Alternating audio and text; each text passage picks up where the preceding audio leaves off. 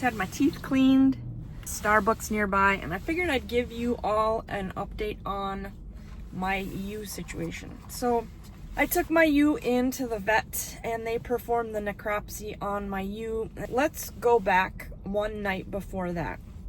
The night before my ewe passed away, I saw my ewe laying in the corner in the barn, which isn't that unusual.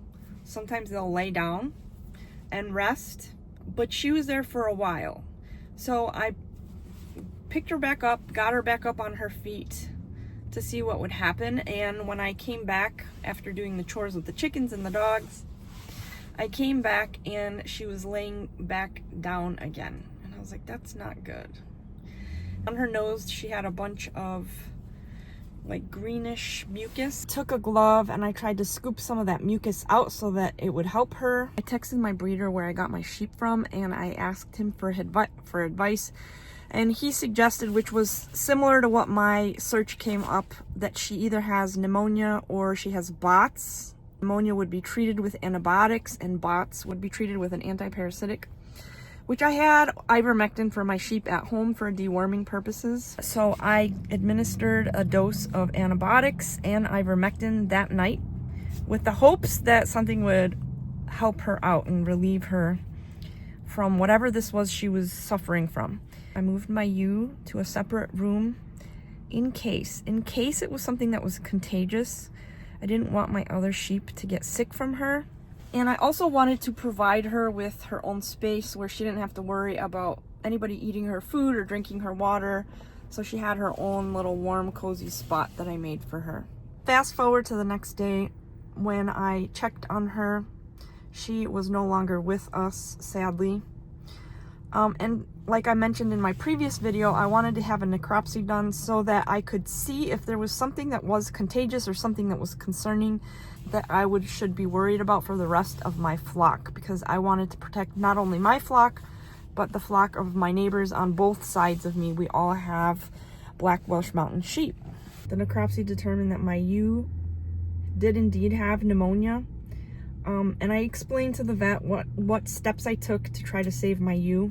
And she said, that was fine what you did, but she said, would you like me to prescribe some stronger antibiotics and some antihistamine in case you experience this again, so that you don't have to come back and bring your sheep here, you can just treat it at home.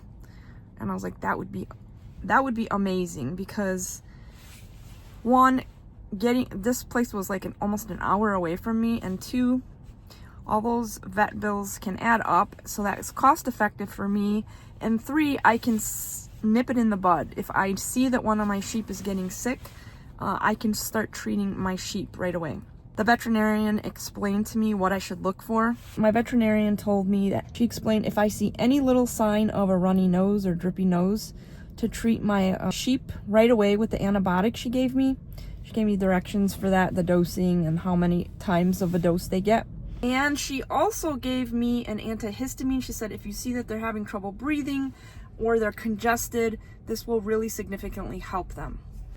So I left that vet appointment much more armed, one with information and two with medication, to treat any additional sheep in case they fell ill from whatever it was that made my ewe ill. The vet explained that there was a lot of farm animals that were getting sick with pneumonia. I was like, is that common? She said when the temperature shifts, so we had -25, -30 Fahrenheit temperatures, and like a few days later it went up to the 40s and 50s. That was a huge temperature shift.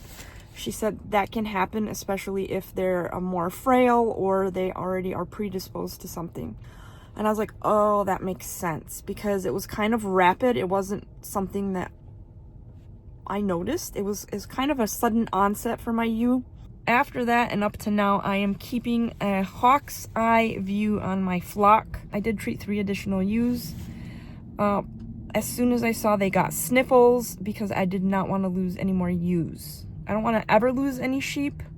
And it was really sad because that was the sheep that was born last year. That was my yearling. It was my year-old ewe that one of my sheep delivered last year. I've treated those 3 ewes successfully with the follow-up treatment, and they all, knock on wood, at the moment appear to be doing better. They appear to be doing fine.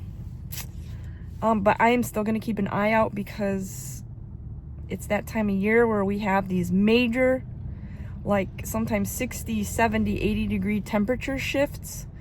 And I know it can make humans sick, let alone sheep that live in the barn. So that's a brief update on my sheep flock situation.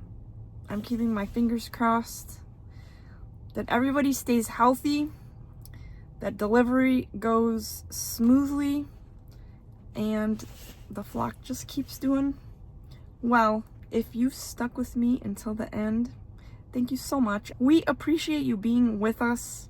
Hope that everybody is doing well, and we're sending everybody health, happiness, and much love. See you in the next adventure. Bye-bye.